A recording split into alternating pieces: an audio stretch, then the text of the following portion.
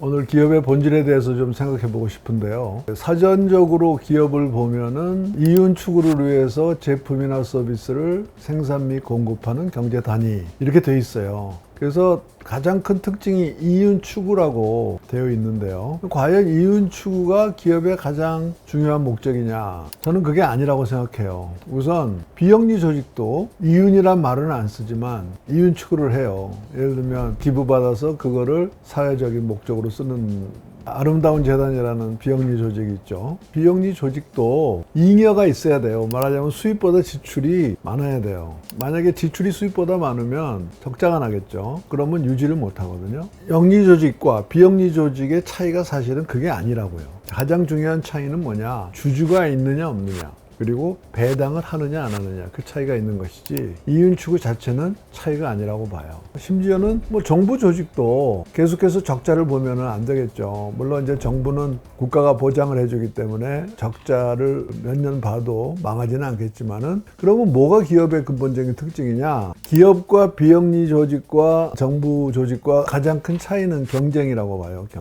경쟁이 있는 시장에서 움직이는 게 기업인데, 기업은 경쟁에서 이겨야 돼요. 그래야 생존할 수가 있어요. 그렇기 때문에 기업에게 가장 중요한 것은 지속적으로 경쟁에서 이기는 강점을 가져야 된다. 이게 기업의 가장 중요한 존재 기반이 될 수 있다, 이렇게 봅니다. 그런데 회사가 우리 혼자만 있는 게 아니고 여럿이 있어요. 그러면 우리가 고객의 욕구를 더 잘 충족시켜 주어야지 고객이 우리 거를 계속 사겠죠. 그게 바로 우리의 경쟁 우위예요. 말하자면 우리가 경쟁사보다 뭔가 고객에게 더 큰 가성비를 준다 할까요? 더 큰 혜택을 주기 때문에 고객이 우리 물건을 선택하죠. 그런 차원에서 기업의 본질은 두 가지라고 봐요. 하나는 고객의 필요와 욕구를 충족시켜 주는 것이고, 또 하나는 경쟁사보다 우리가 그걸 더 잘하는 것. 다르게 표현하면 소위 경쟁적 우위를 갖는 것인데, 장기적으로 갖는 것. 그래서 기업의 본질은 이윤 추구라기보다는 고객의 욕구의 충족을 장기적으로 지속적으로 잘하는 것.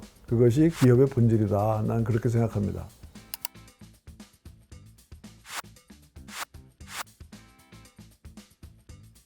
자, 이윤 추구는 기업이 생존하기 위해서 필요한 조건이죠. 만약에 기업이 이윤이라는 형태로 이익영화 발생하지 않는다면은 아마 몇 년 못 가겠죠. 예를 들면 한 3년 정도 계속 적자나다가 아마 문 닫아야 되겠죠. 왜냐하면 적자나는 회사한테는 사람들이 돈도 잘 안 빌려주고, 또 급여도 못 올려줄 테니까 직원들도 떠날 거고, 이윤은 기업의 생존을 위한 필요 조건이긴 한데요. 그러나 이제 좀 더 자세히 들여다보면, 그러면 이윤이라는 게 누구를 위한 이윤이에요? 기업은 주주가 중요하다 그랬죠. 주주가 중요한 이유는 주주가 회사를 정리했을 때 맨 마지막에 돈이 남았을 때는 가져가고 안 남았을 때는 하나도 못 가져가는 역할을 하기 때문에, 그걸 이제 우리가 리스크 캐피탈이라고 그러는데, 결국 리스크 자본을 제공하는 게 주주이기 때문에 주주에 대한 이익을 생각하지만은, 요즘의 기업 경영에서는 사실은 큰 기업의 경우에는 주주 자본주의라기보다는 이해관계자 자본주의를 우리가 일반적으로 받아들이고 있잖아요. 주주만이 가장 중요한 기업의 주인이 아니고 주주, 임직원, 고객, 공급자, 지역사회, 이렇게 5개의 이해관계자가 있다고 보거든요. 그렇게 볼 때 기업은 그 5개의 이해관계자의 또 요구를 또 충족시켜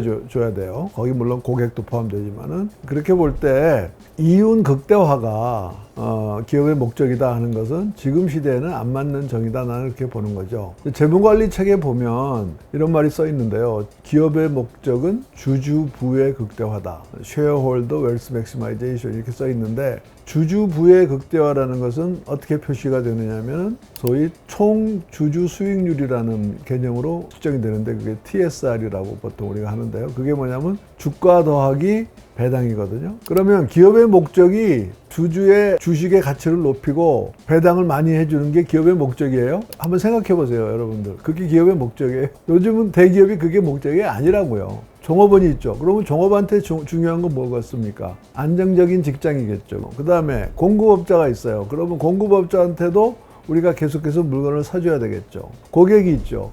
고객은 또 뭐예요? 내가 좋아서 이 제품을 사는데 계속해서 이 제품이 나한테 잘 공급되는 게 중요하겠죠. 자, 지역사회가 있어요. 지역사회에 공장이 있어요. 회사가 있어요. 세금을 내줘야 되고 지역사회에서 역할을 해줘야 되는데 이 회사가 문을 닫으면 안 되겠죠. 이윤 추구보다 지속 가능성이 훨씬 중요하다 이거죠. 그러니까 다시 말하면 이윤 추구 또는 주주부의 극대화라는 목표는 너무 기업의 목표와 존재 이유를 좁게 본 거고, 요즘의 실질적인 기업은 5대 이해 관계자 모두의 욕구를 충족시킨다고 보면 그 5대 이해 관계자의 요구의 가장 중요한 부분이 지속 가능성이거든요. 지속 가능한 경쟁 우위, 이게 기업의 존재 이유고 기업의 하는 역할이다. 나는 그렇게 주장하고 싶습니다. 고객의 경험, 이제 요즘에 와서는 그 말을 많이 쓰는데, 고객의 경험이라는 말은 나는 고객의 욕구의 다른 표현이라고 봐요. 그러니까 예를 들면 우리가 샴푸를 하나 샀다. 그러면은 샴푸 하나 산 걸로 끝나는 게 아니잖아요. 샴푸를 사서 집에 가서 머리를 감아 보니까 느낌이 좋더라, 또는 뭐 다른 여러 가지 혜택이 있더라. 그러니까 그게 고객 경험이잖아요. 그냥 구매 그러면은 구매하는 시점 한 번의 의사결정으로 이렇게 보기 쉽지만, 고객 경험이라는 것은 구매해서 사용해서 만족을 달성할 때까지 전 과정을 다 말하는 거기 때문에 그런 점에서는 고객 경험이라는 게 중요하고요. 결국 고객 경험이 만족스러워야 반복 구매가 되겠죠. 기업이 원하는 것은 뭐냐면요, 우리 어떤 고객이 우리 제품을 한 번 사고 마는 게 아니고 계속해서 반복 구매하게 만드는 게 기업의 목적이고, 그게 바로 지속 가능성이거든요. 그러면은 계속해서 고객이 만족을 해야 우리 걸 계속 살 거 아닙니까? 내가 한번 써봤는데 형편없다, 뭐 품질이 형편없다, 뭐 향이 안 좋다 그러면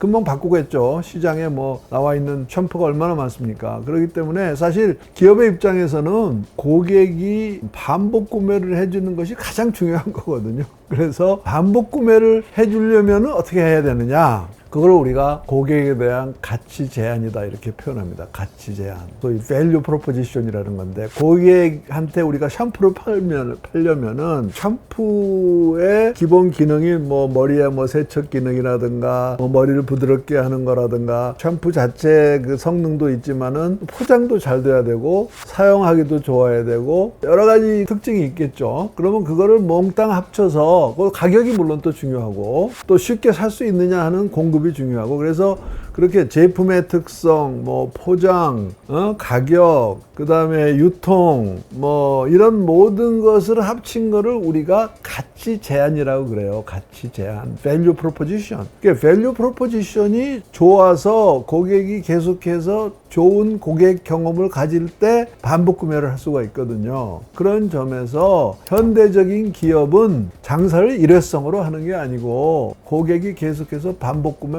해주는 걸 바라는 거고, 그렇게 하려면 지속적인 경쟁 우위가 있어야 된다 하는 거거든요.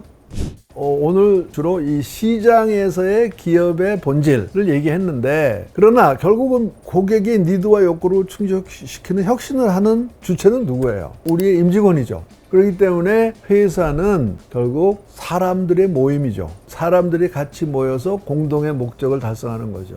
임직원이 얼마나 협력을 하고 또 얼마나 창의적인 생각을 하고 또 얼마나 그것을 잘 실행하고 그렇게 해서 가치를 창출하고 하는 임직원의 사기와 이 임직원이 얼마나 열심히 하고 열정을 가지고 얼마나 일을 협력적으로 잘하느냐 하는 게 결국은 기업의 성패를 좌우하겠죠.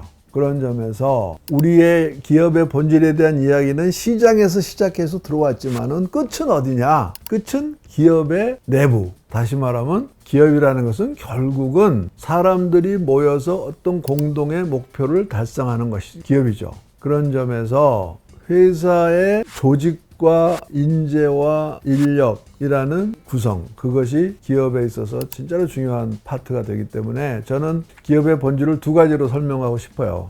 하나는 시장적인 접근, 또 하나는 사람 중심의 접근. 그래서 우리가 기업을 사람에서 시작해서 사람에서 끝난다 이렇게 말하는데요. 왜냐하면 이 시장에서의 경쟁 우위 확보라든가 고객의 니드의 충족이라든가 이런 게 다 이 사람들이 하는 거잖아요.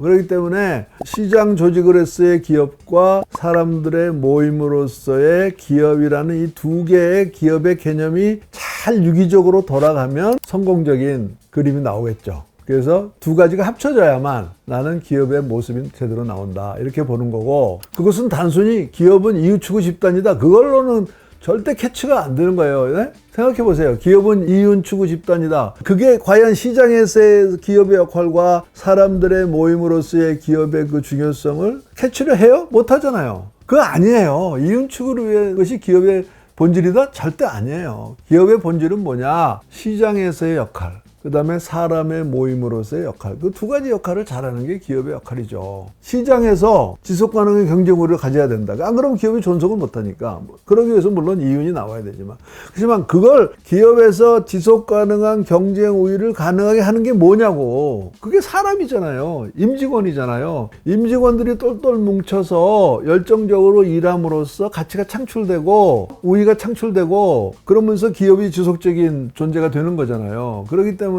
이 조직이라는 게 무지하게 중요한 거야. 빈 카운터가 뭐 제가 CFO들을 뭐 격하시킬 생각은 없지만은 보잉이 사고가 많이 났잖아요. 엔지니어링과 세이프티를 소홀히 해가지고. 근데 세계적인 그 항공기 제작회사인 보잉이 어떻게 저렇게 됐냐 했더니 똑같은 얘기예요. 재무관리하는 사람들이 회사를 경영하기 시작하면서부터 회사를 돈 중심으로 보는 거예요. 그러니까 이게 중요해요. 회사를 우리가 돈 중심으로, 돈의 흐름으로 보느냐, 기술의 흐름으로 보느냐, 사람의 흐름으로 보느냐, 혁신으로 보느냐에 따라서 당연히 그 회사가 뭘 중요시하고 어디다가 우선순위를 두니까 나올 거 아니에요. 그러면 돈 중심으로만 보면 기업의 지속적인 장기적인 경쟁 우위를 소홀히 한다고요. 기업은 진짜 여러 가지 자원의 덩어리잖아요. 돈도 들어가 있고 사람도 들어가 있고 설비도 들어가 있고 기술도 들어가 있고 지식도 들어가 있고, 그럼 최소한 한 5가지 정도의 자원이 묶여 있는 거,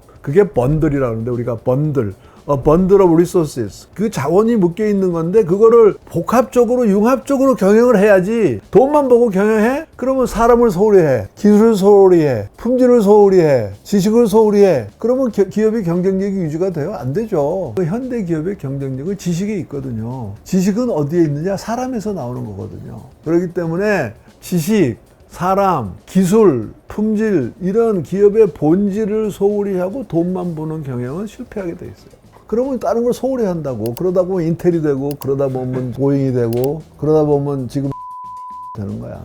재무관리적인 접근을 하면 안 된다고, 회사를. 그러니까 재무관리를 무시해도 안 돼요. 회사 망하면 안 되잖아. 그렇지만 재무관리적으로 경영을 하면 안 돼요.